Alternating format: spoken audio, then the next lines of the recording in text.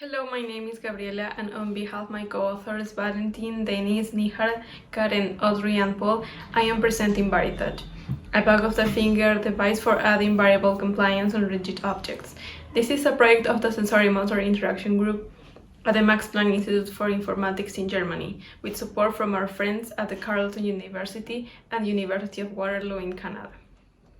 So what is the problem that we are trying to solve with vARitouch? As you may know, computers can enhance our perception. For example, augmented reality allows us to modify the visual world around us, just like headphones that modulate the sounds of our surrounding environment. But what about other senses like touch? Does perceptual augmentation end there? Actually, there are a lot of methods for creating tactile experiences, but most of them require augmenting the object the user is interacting with. This, of course, limits the number of objects that can be augmented. Other methods propose to augment the body itself, for example, augmenting the fingerpad. The problem with this is that most of the methods fully or partially cover the fingerpad. These block the user from perceiving the richness of the material properties of the physical world. So in this context, we want to propose vARitouch, a finger wearable device that modulates the perceived softness of a rigid object through a vibrotactile compliance solution. This making feel harder objects softer. So one of the nicest features of vARitouch is that it doesn't cover the fingerpad. This means that when wearing it, your everyday tactile experiences are preserved. When we set out on this work, we ask ourselves, it is possible to provide a real-time tactile experience such as virtual compliance without instrumenting the world or covering the fingerpad? We then systematically work towards figuring out if and how we could do this, and we divide our explorations in three phases. In the first phase, we explore the augmentation part of our system. It is possible to stimulate the back of the finger with compliance solutions. In the second phase, we assume that we create a device that augments user interaction from the back of the finger. Could this device have a real utility? How do you users interact with this?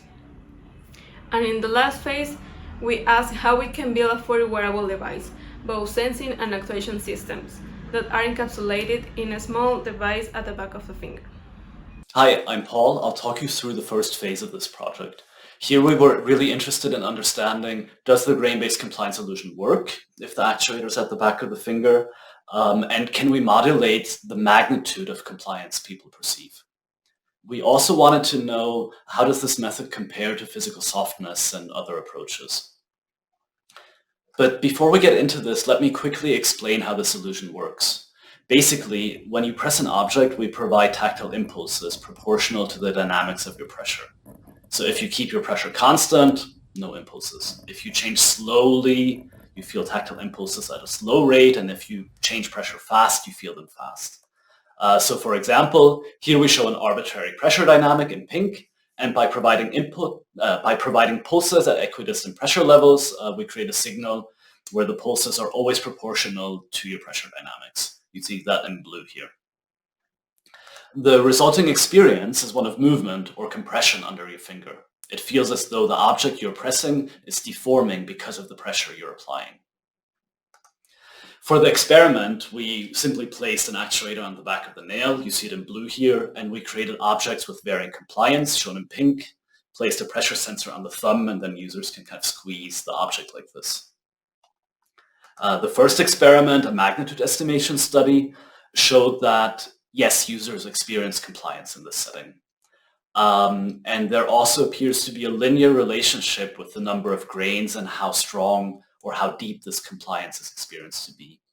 So the graph shows estimated compliances without augmentation, that's the 0 grains case on the left, and then with 10, 20, and 40 grains, and you see there's a positive linear relationship, and all differences we found were significant.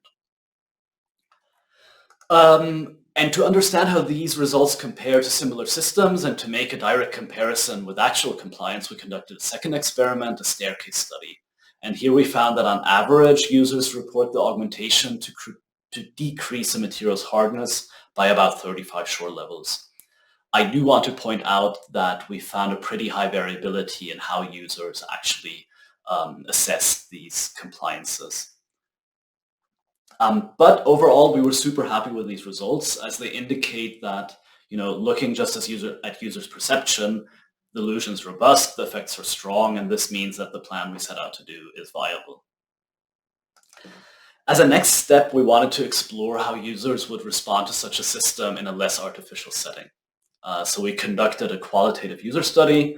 We 3D printed a bunch of mock-up input devices, and we asked participants to design a control panel. Karen will talk a bit about the results now. Our full results and discussion can be found in the paper. However, I would like to highlight 3 aspects of the qualitative study that we found very interesting. Firstly, the unexpected range of tactile experiences that were beyond the intended compliance illusion. For example, participants reported sensations such as bending, directionality, and rotation while interacting with different objects. This suggests the prototype might be triggering more complex tactile perceptions than originally anticipated. Secondly, our study highlights how our brains interpret sensory input and links it to past experiences with other technology. For example, even though our joysticks were rigid, many participants felt that they were actually bending the joysticks. Finally, because the prototype's ability to evoke various tactile experiences, it suggests it might be applicable for creating a wider range of interactions than the original goal of compliance. Now Valentin will explain the technical implementation of vARitouch. In order to build the final device, we needed to develop a touch sensing system capable to precisely sense the contact between a finger and a surface without occluding the fingertip. Therefore, we couldn't use traditional sensing methods such as force sensing resistors. We found that an optical sensing approach through the fingernail would meet requirements. We used a MAX 3102 heart rate sensing device. We found that if positioned and attached correctly, the output readings are almost linear. We tested this by measuring pressure applied by a finger with both our system and a load cell. You see the setup on the left. In the center at the top, you see some sample measures made by our system, and below the corresponding load cell measures. On the right, we plot these against each other, and you see that they have a roughly linear behavior. We present a final prototype of vARitouch.